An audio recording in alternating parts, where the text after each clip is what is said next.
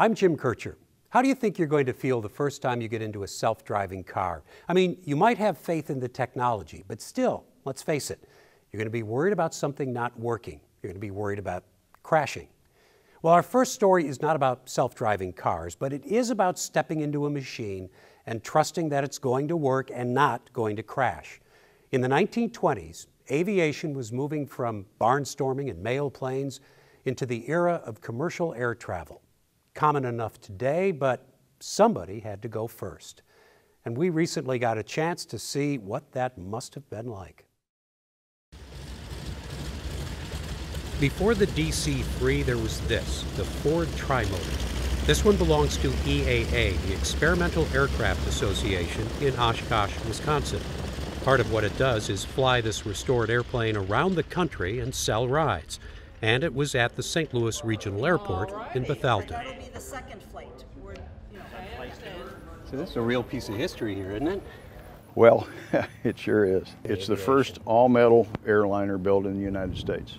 When you say airliner, you mean for this is a passenger airliner.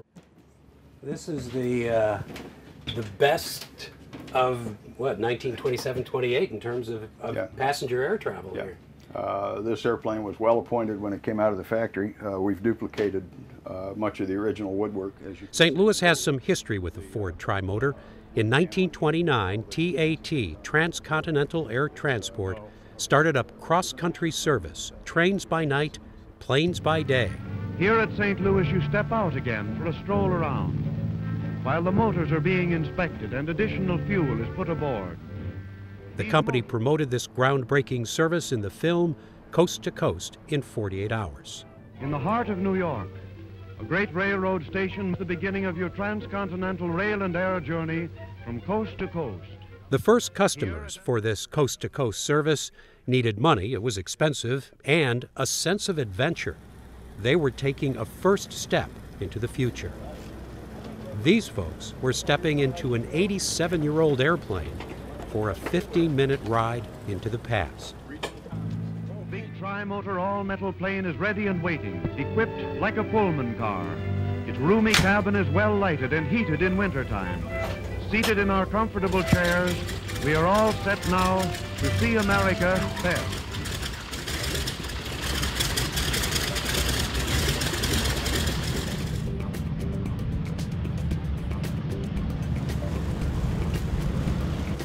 For all its technical innovations and accoutrements, a ride in a Ford Trimotor could be uncomfortable, hot or cold, if the weather was bad, bumpy.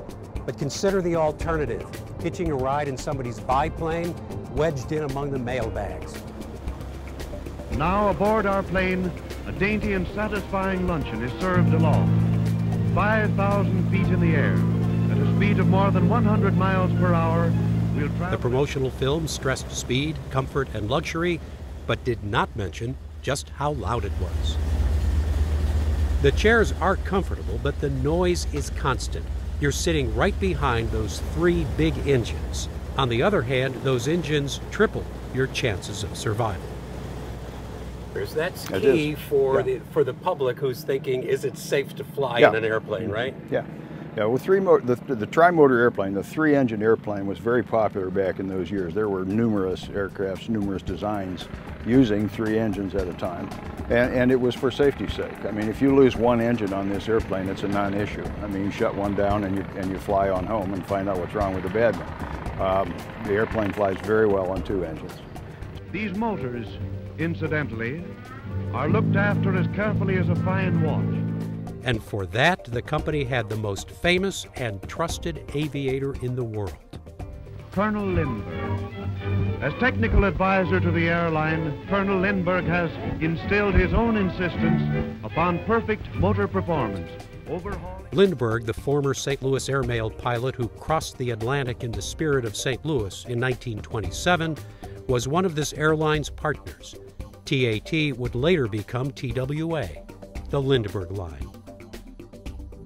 Good news about Lindbergh. We'll be looking for him. And now, Colonel Lindbergh, on a coast-to-coast inspection of the line, passes our ship in midair. But even Charles Lindbergh couldn't control the weather, and that was the big danger.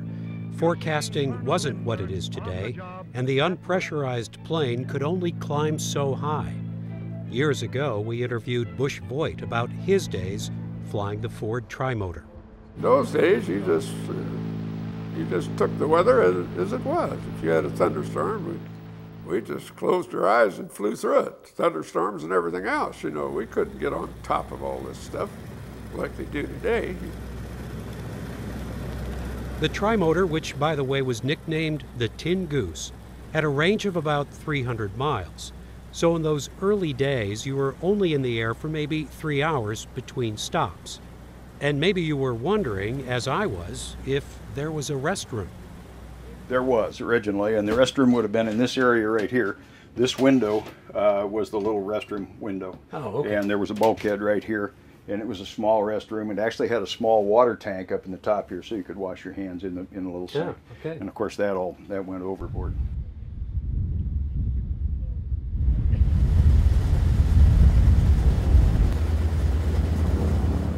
Plane from New York and the east, arriving 4:20 on time.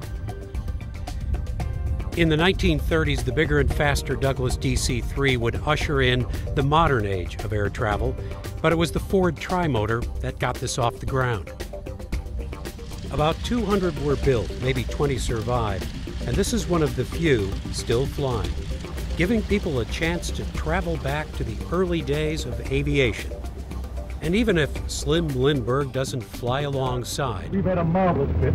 and you aren't greeted at the airport by Amelia Earhart, it's still quite the adventure.